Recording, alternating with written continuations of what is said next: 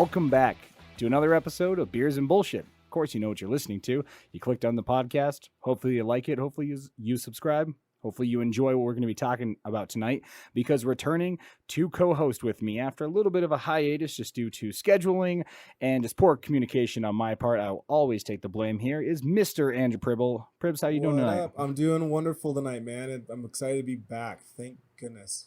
I know it has been a second. It feels good just be back in the studio, back vibing again here tonight. We're going to be just breaking down some Beers and Bowls kind of basics here. We're going to be talking about weird news of the week. I got 3 stories to kind of break down with some follow-up questions. Hopefully that entertains y'all. And then we're going to kick into some thrones. Let's cue the music here.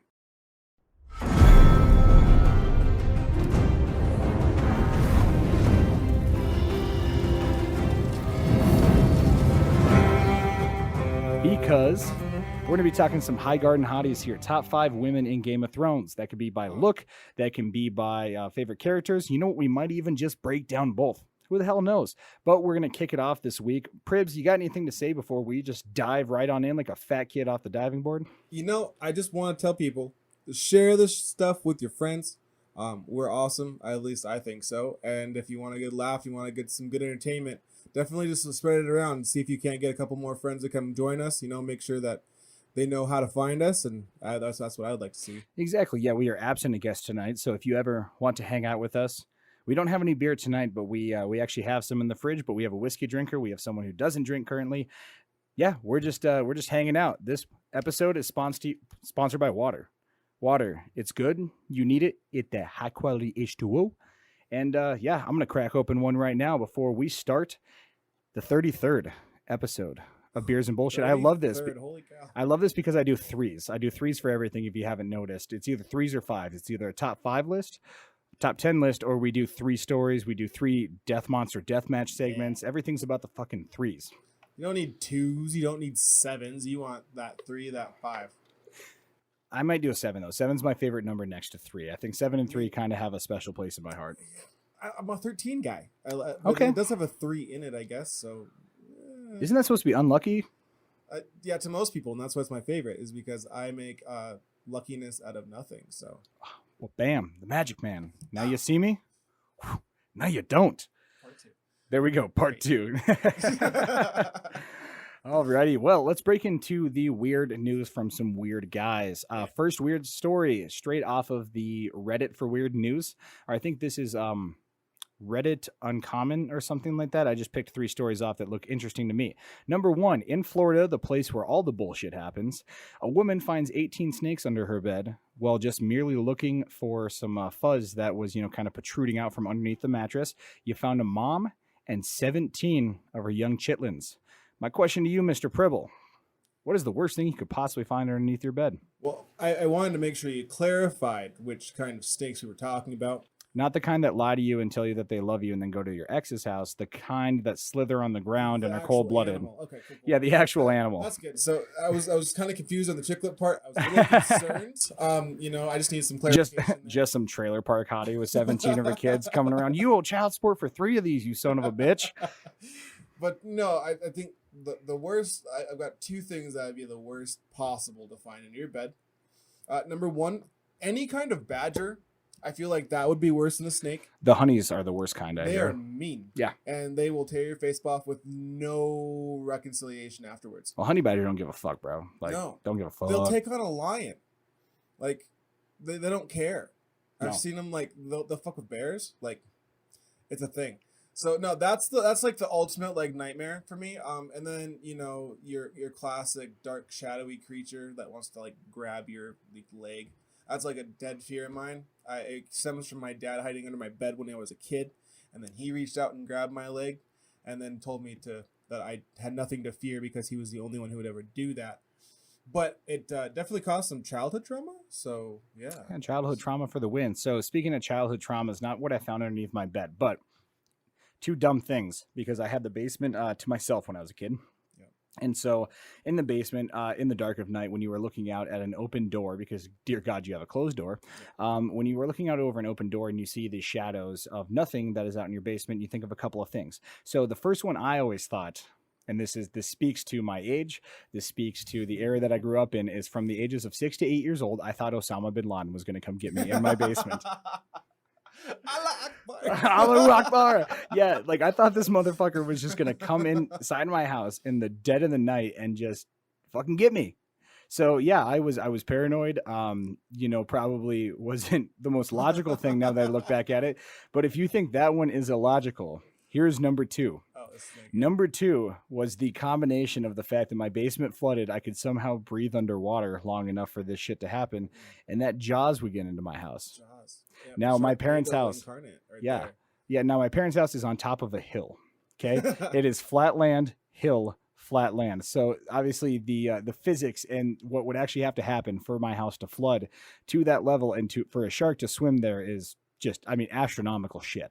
So the fact that I am sitting here and I thought that Jaws of all people was going to come and get me, I was pissed terrified, but then I'd turn around the next day, not be terrified again. And then I watched the movies. Well, when I grew up a little bit worse than playing on that subject, I, at like 11, watched The Exorcism of Emily Rose by myself in the dark while my parents were out of town.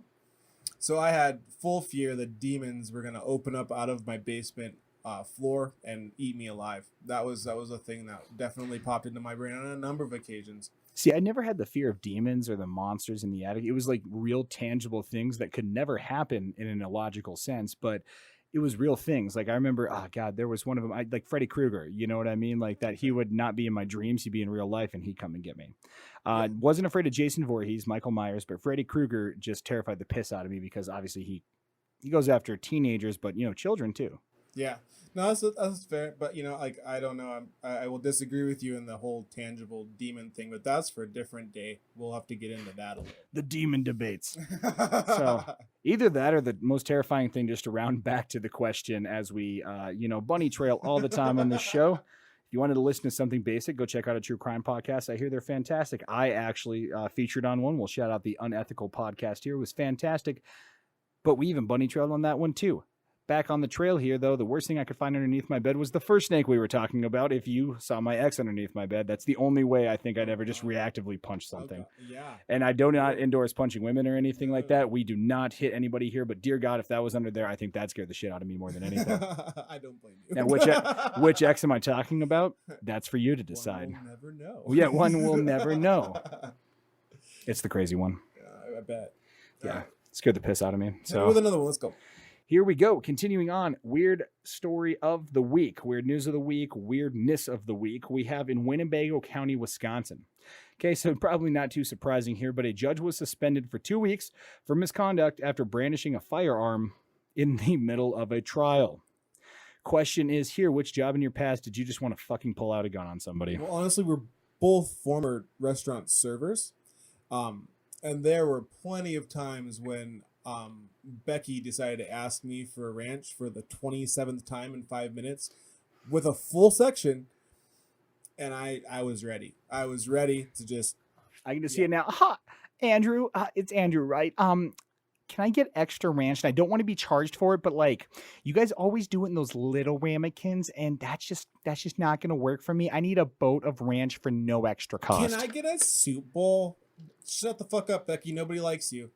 Anyway, that's probably like, so is that Karen Jr. then? Is Becky then Karen Jr.? Is that what we're establishing here? Like, okay. So Karen is on like a whole nother, like that's like that full grown adult, but like I'm talking about like that 17-year-old obnoxious one with her friend or her first boyfriend. Oh, the one that's going to tip you $1.50 on your $50 tab. Tip, yeah. That's what I'm talking about. They call their parents halfway through. Mom, I don't have enough to tip. Oh, that's fine. That's fine. Just ignore it. Just pay with your card. I don't have any money on my card for food. Fine, I'll just transfer it. Yeah. Oh God. So I think honestly, serving and bartending comes close because I always hated dealing with that. But in the customer service industry, there's always one job I think of above all else. If I could teleport through the fucking telephone when I worked for DirecTV tech support, and I could really say that shit to me again. Say it one more time, motherfucker. I dare you. I double dare you. Say what one more goddamn time. What? What ain't no country I ever heard of? Like, seriously, like, No. how many times I get called from this old racist bastard in Alabama because, oh, it says no signal on my TV. And you spend 10 minutes trying to explain him what the fucking input button is. And that's not DirecTV's problem. It's not searching for satellite signal. His satellite is working just fine. It's not a 771. No, it is not a 771, Pribby. It is not. That job at 18, 19 years old brought me to the brink of my sanity. I will say the other one that really got me good and really infuriated me. I worked for a house mortgage company, and our primary source was like buying up their really kind of crappy loans. Mm-hmm. And I would have somebody freak out on me because we sent them another letter when they were 90 to 120 days past due. And yeah, a lot of times I was just like, I want to shoot you, but at the same time, I'm just going to take your house away. It's fine. It's cool. Give me your trailer back. It's fine. Pay your bills. Pay your bills. Here's the hard thing about adult life. Don't get me wrong. Credit companies sometimes understand shit happens, but not for 90 to 120 days. Pay your bills. Pay your bills. And so pay your bills, and then don't lie to me. Like, don't be aggressive with me because I can do some really terrible shit. I have all the power. Seriously, though. A little power hungry there. I might need to step you down there, Joffrey. I'm just, you get a little bit like there, just, it's mine now. Not really, but it's mine now. It's mine. All right. Pulling a gun on people. That is always a fun conversation topic. We just lost all 8 of our subscribers, but moving on here. Number 3 is a very interesting one, and this is by far the most interesting news story I heard of the week, and we don't even have a question. I'm going to ask you, how the fuck did this happen? All right. A California woman in, I believe, Santa Clara, California, which is just by San Francisco. So, preface that one here a little bit, how you will. But a California woman gets stuck naked between 2 buildings. Essentially, she was there for about 2 hours. They ended up having to concrete blast her out. There was no extent of the injuries. She is living. We do hope that she is alive. But we are going to circle back to this one here. How the fuck did that happen? Well, we talked about this one just a hair before we started. Just a smidge. And I'm gonna just pose this scenario just the same way. I think she just heard that the whole building wanted to have a go, and she attempted, but she was just getting stuck in between the 2 cracks. Here's my theory. Terrible pun coming. She heard it was as hard as a rock in a hard place. All right. Well, I can take that. Just some little snow bunny popping up. I've taken worse. She thought that she was a mouse. Yeah, so she can fit. If her head fits, she can fit. She found out that doesn't exist, folks. That's not how that works. Because I can get you trip and fall, and maybe there's like not up to safety code space between these buildings. You get stuck, right? I can imagine there's some sort of predicament like that.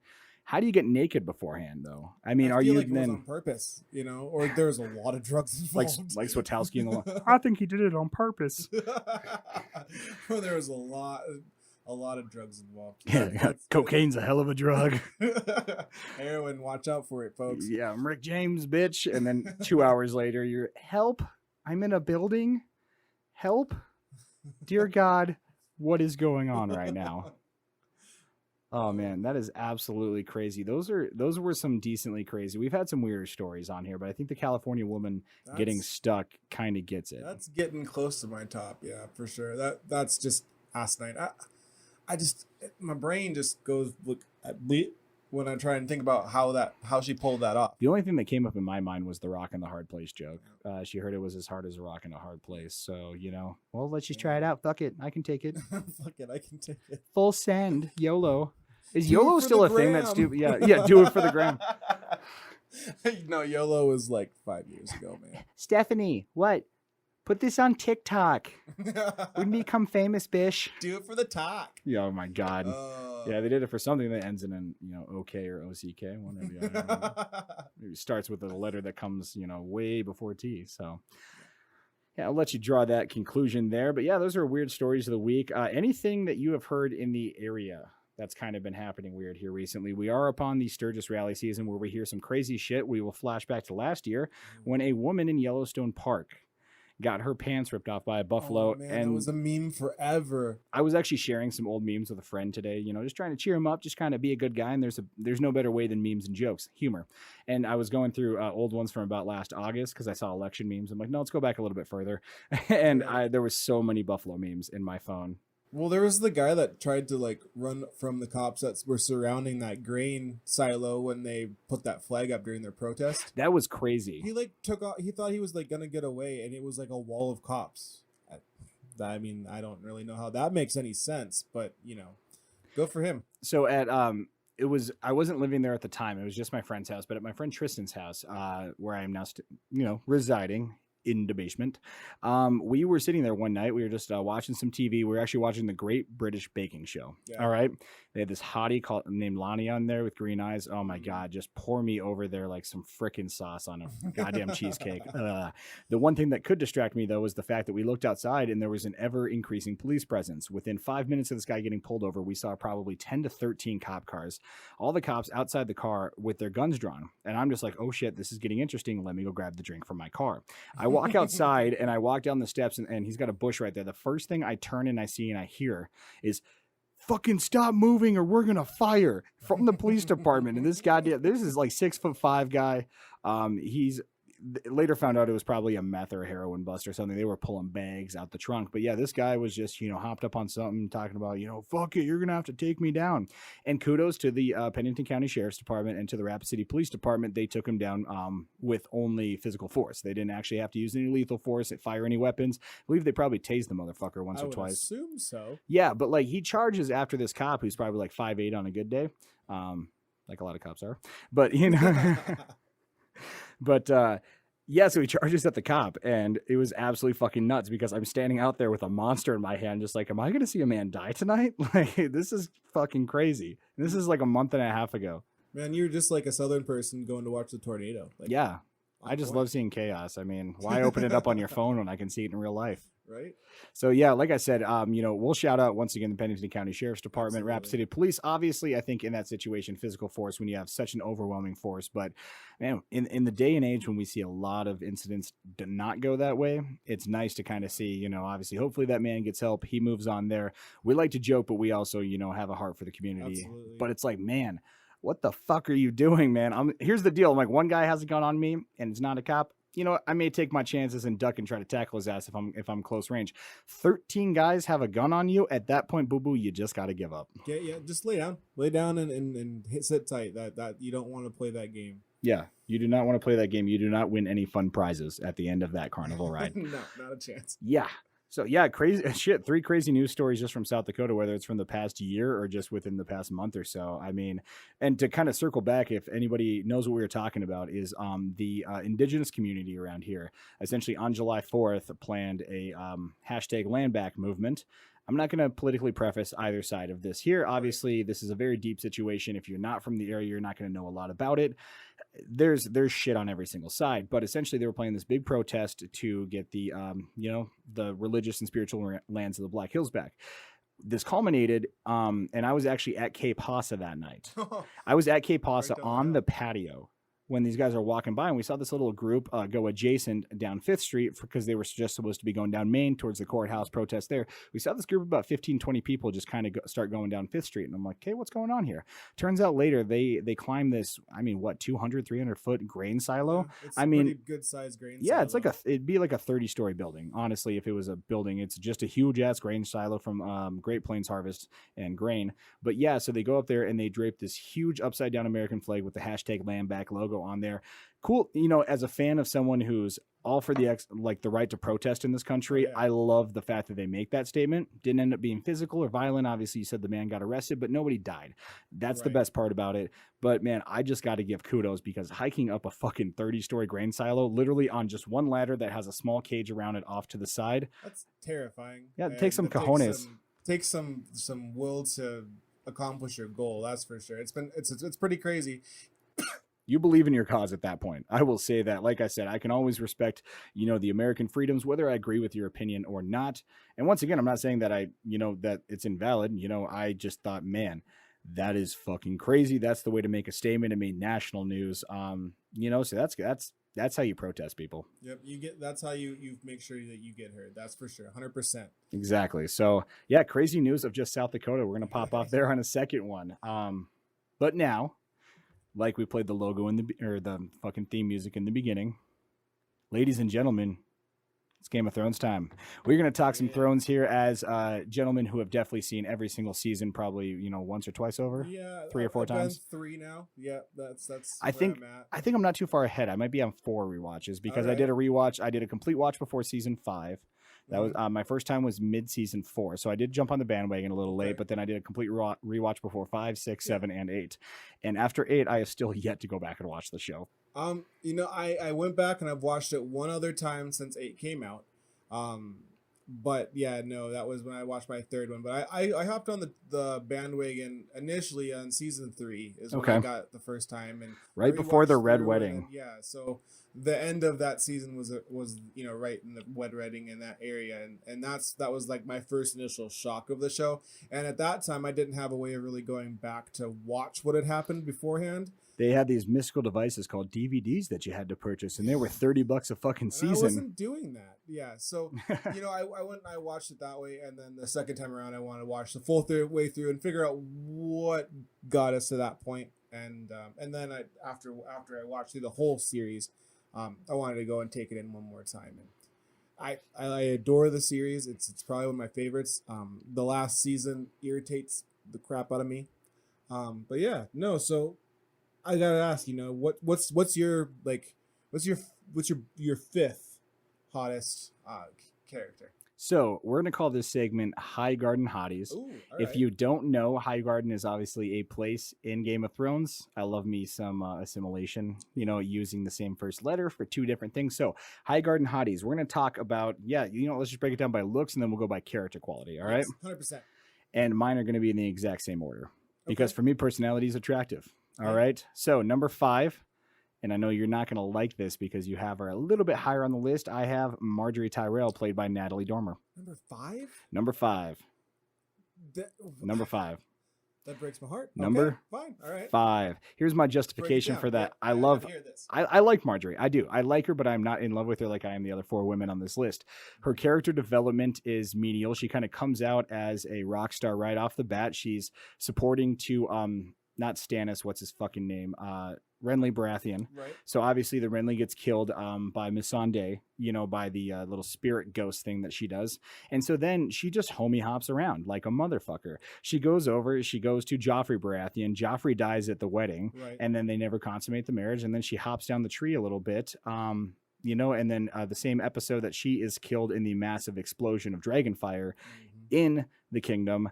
Obviously, Tommen, kind of just says skeet and just, not even jumps out the window. He just walks off the window and just kills himself. Yeah, he just falls out. He's just like, I'm out.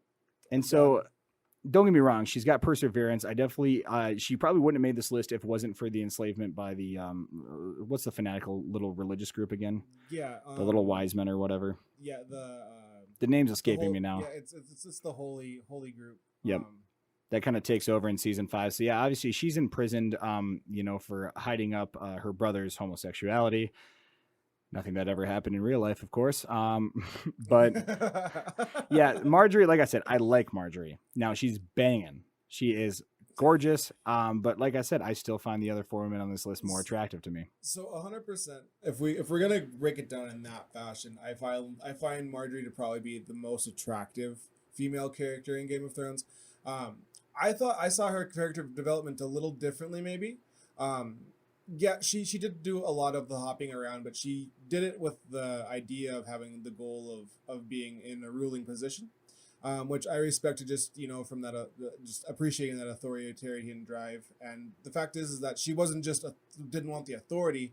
She wanted to be the leader, and she wanted to make an influence on the community. So if you look into that, when they were in King's Landing, she got the community to love her. She earned the trust of all of those around her as she made her statement. So I saw that progression of how she was influential, but in a positive manner, spending time with the orphan kids, going through the streets and making sure that if somebody didn't have something to eat, she had something for them to eat. And really, she gave Joffrey what little credibility in his community that he had. And I appreciated that a lot. And so with that being said, like I put her, if I have to go by both, I put her at like 3 at minimum. Here's my problem though. She's not even the coolest lady in the Tyrell family. Olenna Tyrell takes that cake. I mean, pure savage. Pure savage. Grandma almost made the Highgarden Hottie list for me. All right. Yeah. Honorable mention Olenna Tyrell for being a tell Cersei it was me. Yeah, most savage last words you could possibly have. I killed your fucking kid. Joop. Here's my poison. Bye-bye, bitches. Like, she's already lived her life. Her entire family's dead. Like, you know, she's running on spite and anger at this point, and then she just bows out at the end. It's probably one of the most legendary deaths. And like season 7 was good, not up to the other probably 6 seasons caliber, but that moment right there was season 7's moment for me. Either that or Jaime charging the dragon. Jaime and the Dragon was probably going to be one of my high points for that for sure. But her death and the statement that she made and how she went about accomplishing that last little like stab at Cersei was pretty impressive. I don't know. It definitely was like, oh, that gave me chills. That's like insane. I said, Olenna's up there on the hotness scale higher than fucking Cersei is. All right. Oh yeah. Just saying. 100%.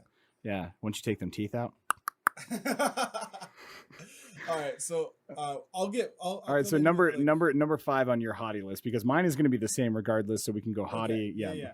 So number 5 on my hottie list is Daenerys Targaryen. She's gorgeous. No, she's gorgeous, but she's psycho, and that comes in later. But at the same time, I felt like she was just wimpy, and she used the influences of those around her in order to accomplish her goal, but she didn't do it gracefully. And the fact is, she used her dragons and abused her dragons in order to get to the position where she was at, including losing all but one of them by the very end. I mean, she used some of them for the right reasons, but overall, I just don't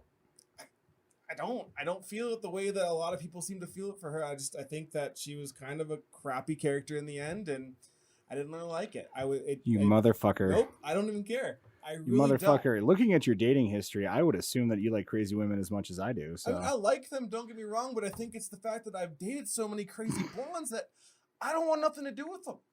So you are biased against Daenerys. All right, you just admitted your bias. We found your flaw. Moving on, because you were not going to shit on my queen like that, all right? You know what? That's fine. We can have a little 5-1 flopsy there. I will get to Miss Dany because, spoiler alert, she is number 1 on my list. All right. So we will talk about her. I'm putting a fucking bookmark in that one there. All right. All right, Pribz, back to you then. Let's see if you can right your wrongs here. What is number 4 on your... I guess who's probably number 5 character-wise, or are you just combining them at this point? I'm starting to combine them. All right, sounds good. Keep going with it. Sounds good. So number 4. Who is your number 4? So number 4 for me is going to be Sansa Stark. Same, actually. She's kind of whiny, but she's also determined, and she is pretty good looking. I mean, I'm not going to lie. She's got a lot going on for her, and she's tall. She's very tall, and I like that. But... no, I really liked the way that as she got older, she went through a lot, and for her to come out focused and, the way that she matured into her role and really took her family's steed in her mom's place, drew a lot of respect for me, and I can definitely get behind her being, above Daenerys in that regard. Okay, first off, fuck yourself. Daenerys, I think, is the only woman who has a better character arc and fall. Because Sansa has probably one of the best character arcs, if not arguably the best character arc in the show, because we are introduced in season 1 to this pampered princess who is set to marry the king's son. And then she goes through these hardships. I mean, she is outcasted from the kingdom. She has to go around these different spots. I mean, she's proved on by Littlefinger this entire time. Her dad die in front of her. Right. Well, no, that's Arya, no. She was on stage. She was on stage. Yeah, Arya was in the crowd. That's right. Yeah, so she watches her dad. She is right there, and then has to play second fiddle. Obviously, afterwards, it's announced she's not going to marry Joffrey, but for a second there, she's like, "I'm going to marry the man who killed my dad." Right. Oh my fucking god. After he promised not to. Exactly. And so Sansa, I think, turns from this whiny, entitled, child of high living and of high status, and she goes through the shits. And then at the end, sure, you can argue maybe. I think everybody was kind of assuming in the second season she still has a little bit of that, young girl stupidity. But then when they turn the tables on Littlefinger and she just remembers and knows everything, because you kind of see that wedge starting between her and Arya, and they start, God, is this going to happen? Is this going to happen? And then boom, nope. The freaking Starks are there. They're together. They are united as a family. And Sansa's, arguably the leader at this point, because Jon Snow pulled everybody back together, in my opinion. 100%. Yeah, 100%. She's the leader of the Stark family going forward. And goddamn, do I just have a thing for redheads. Yeah. Yeah, 100%. They make me melt a Yep. little bit. So, yeah, that's why I have Sansa Stark played by Sophie Turner at number 4 on the list.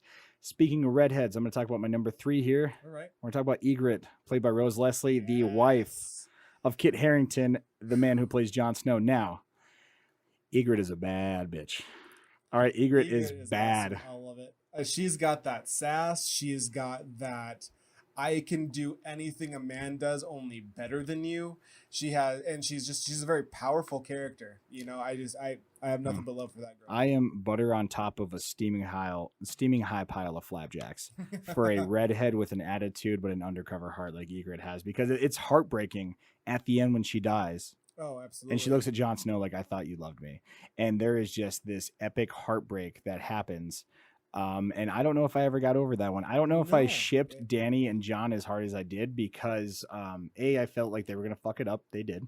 There was also the weird fact that they were family. Another weird fact of Game of Thrones. So let's just say step porn is not my porn of choice. No. So, yeah. So I don't know, man. Ygritte will always just have that place because, you know, she's a wildling. She's got a fucking mouth on her. And Lord knows is honestly, one thing I love is somebody who talks back. Ygritte and Jon Snow extremely hard. And when it started to play out and then it fell apart, I was infuriated at one point. Yep. I'd say, a mix of anger and heartbreak. Yeah. That I've only actually ever experienced in my real life. But in character, you're almost more pissed because you're not responsible for any of this. Like, yeah, I'm like, I can come to, you know, terms with my issues in a relationship. That is fine. But what the fuck did I do to deserve this? Yeah. Seriously. So no, that's why Ygritte's number 3 on my list. I mean, she's amazing, you know, absolute badass, probably the best warrior on this list. And I'd say, honestly, if we're looking at all of Game of Thrones, number 2 next to Arya. Yeah. So, and that's kind of where I wanted to kind of start playing off of it a little bit, you know, with how we had talked about, you know, I talked about Marjorie Terrell. She's not my number 1. She's actually my number 2 in this whole thing. And that's where she ranks. So she's the next one up because Ygritte is also my number 3. Yep. So I'm going to kind of just skip over Marjorie because you guys know how I feel about her. And I'm going to go straight for my number 1. Hold on. You're missing my number 2.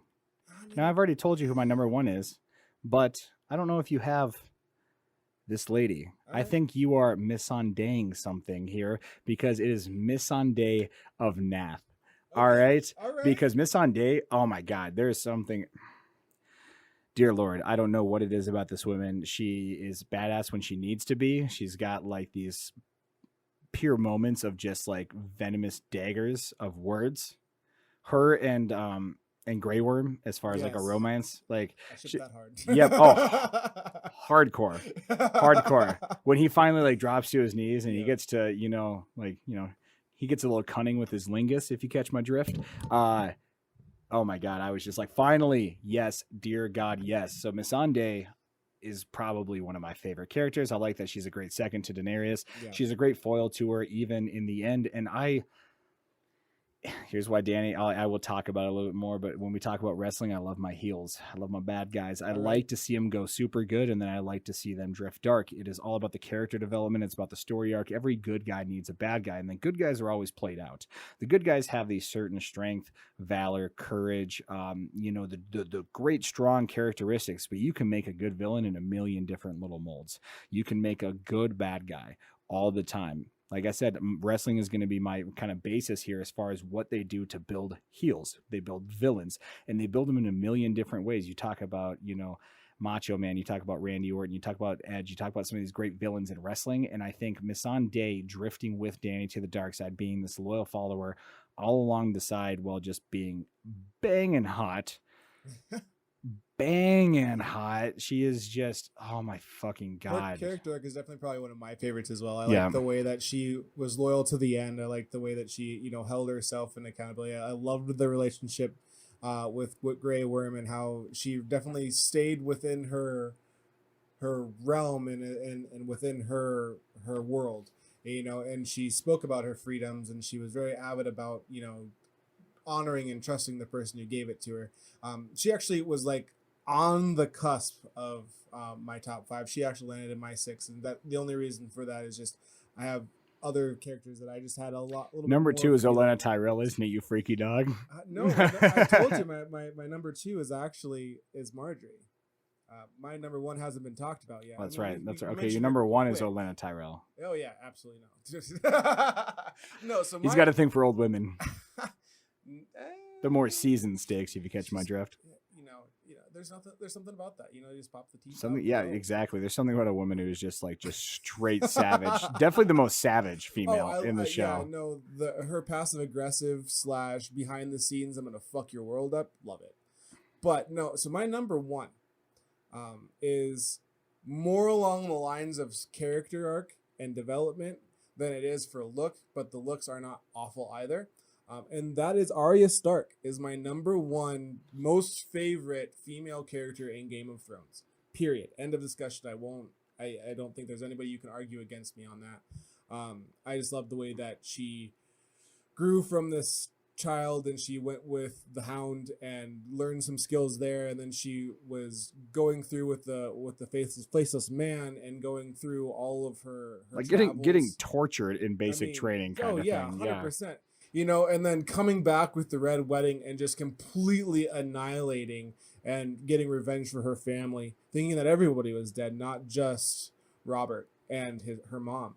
And so just watching that progression and then watching her link up with Sansa and get rid of Littlefinger and then follow through, get rid of the ice demon. All of those things culminated to just becoming the most powerful character, and watching that innocence turn into frustration, turn into determination, and just sheer badassery. I mean, she became the biggest threat. She probably was the best fighter in the game, in my opinion. I mean, I would pay good money to see a wooden sword sparring session between her and Jon Snow. Like, that is probably the only competition. I think she would. I think the agility, the way that she was taught to fight to her size and agility and cat-like quickness, and to her small size. She's a smaller target to hit too. Yeah. So no, Arya, I would definitely honorable mention. I might even slide her in Marjorie's place. I still think Sansa has a better character arc. Yeah. I think the story of Arya is second to none. Or the second to Bran the Builder. Who has a better story than Bran the Builder, than the man who got fucking drugged through the entire show? Jesus Christ. Yeah, we'll have to talk about, Highgarden Hated after this. And Bran's going to be number 1 on my fucking list because he sat there like a complete cockbag the entire time, just letting the shit play out. Oh, I'm the third-eyed raven. I can see everything. I'm just going to let everybody fucking die. I'm going to let all this chaos happen, and then I'm going to be a ruler of a much weaker kingdom at the end of the day. Season 8 sucks. But if we're going to be hating here, let me jump on the hate train here, because let the hate fuel you, Pribble, because you know who else it fueled? Fucking my number 1, Daenerys Targaryen. Now, let's preface this here, all right? We have the outcasted child of the Mad King, who is determined not to be her father. Remember this. She marries Khal Drogo. Who was awesome. Awesome. Yeah. Amazing character. Khal Drogo dies. Mm-hmm. She then picks up the scraps, which is literally her walking into a fire at a refugee camp, essentially, with her dragon eggs, trusting that she's going to live, trusting that she is the unburned. And we see this oftentimes early in the season. We see her in a boiling water bath in the first episode. That I very much loved at the time. But the water is boiling and she doesn't react to it at all. So we show early signs that she cannot be affected by fire. Right. So season 1, awesome. Then she goes and she starts freeing people. She's the breaker of chains. So A, mother of dragons, B, breaker of chains. Like, she has these million titles. But yeah, she starts freeing people from encapturement. I mean, what is it? The second episode of season 2, she buys all these slaves, sells the dragon, and then the dragon roasts the fucking man right in front of her. Boom. Now she has an army. Now she has the Unsullied. Now, and then she just step by step starts taking over these little kingdoms, all overseas from her father's kingdom. And you know the end goal. The end goal is the 7 kingdoms. The end goal is to take over what she believes is rightfully hers. But slowly over this time, now that you are watching it back, you can see the break. You can start seeing the cracks in the pavement. You can see how the woman who is determined not to be the Mad King, she ends up just like her dad. She ends up crazy. She ends up possessed. She ends up murdering innocent women and children, all for the sake of winning a battle in King's Landing, to the point where finally, now the story was not written to the effect that this should have had, but finally the man that she loves, her star-crossed lover, the perfect combination to her fire is the ice of Jon Snow. My favorite character in all of Game of Thrones. I'll spoil that one right now for the dudes episode, but my favorite character, period, is Jon Snow. Love Jon Snow. Fantastic character, great story arc, just amazing development overall. It is forcing literally the most fair, the most meek. Honestly, a guy who we claim to know nothing just has patience is all. He thinks he's stupid when in all reality he lets things play out. And finally, in the moment where he realizes he's lost her, in the moment where he finally realizes that the game's over, he kills her. And Drago takes away the body. Yep, and she deserved it 100%. But it was heartbreaking at the time, but it should have been written so much better. I mean, they could have taken a whole season to show that break, and that's something that I am very passionately upset about. Is this should have been a 10-season ordeal? Because, oh yeah, you could usually they rushed so much, and it just frustrated the heck out of me. So at the same time, I can't give D that the amount of push that you do. I mean, yeah, she was the breaker of chains and she took over these kingdoms and she was trying to get to her goal, and I respect the shit out of that. But she didn't do it out of the kindness of her heart. It's not like she was doing it because she thought that was the way that she should have done it. It was because it would help her propel her to her goal. And she used people all the way throughout her entire scenario. She used their force, she used their positioning, and she just never became the person that I never caught that same kind of fire and respect for her. I never had it. I mean, she was hot, don't get me wrong, she was gorgeous, and the dragons were badass, but she literally, a kid got roasted, she's like, oh, I'm so sorry, next. Like I said, you can see the emotionless creep in because you see this weak girl in season 1. And first of all, let's correct you here. Her full name is Queen of Meereen, Queen of the Andals and the First Men, Lady of the Seven Kingdoms Regent, Khaleesi of the Great Grass Sea, Mysa, Chainbreaker Unburned, Mother of Dragons. Yeah, and she's still not as cool as Arya, who actually defeated the one person that killed her dragon that she did not care to go and avenge. It's fine. Like I said, I'm not justifying the bad actions. I'm saying we are looks here. We are combined with character arc, and that is what matters to me. That's why our lists are different. But goddamn it, do not disrespect my bitch like that, okay? Number 5 is a good spot for Go fuck yourself. Go fuck yourself. Oh, man. All right, we're going to cut off the recording here so I can beat this man's ass off camera with no audio recording, just like, some people do out there with body cams. Anyways, last little jab for the end of the show. Mr. Pribble, anything else to add before, we kind of sign off here tonight, bud? No, man, I just, thanks for having me back on. It was kind of a hiatus. Our schedules were crazy, and there was just a lot going on, and, I'm glad to be back, and I look forward to continuing to be on here, man. Awesome. Well, yeah, thank you once again for jumping on for Fishing Elephant Media, endorsed by Mr. Mike Pyle at American Family Insurance. As you heard the ad at the beginning, shout out to him as well. This is Beers and Bullshit. Ladies and gentlemen, we are out.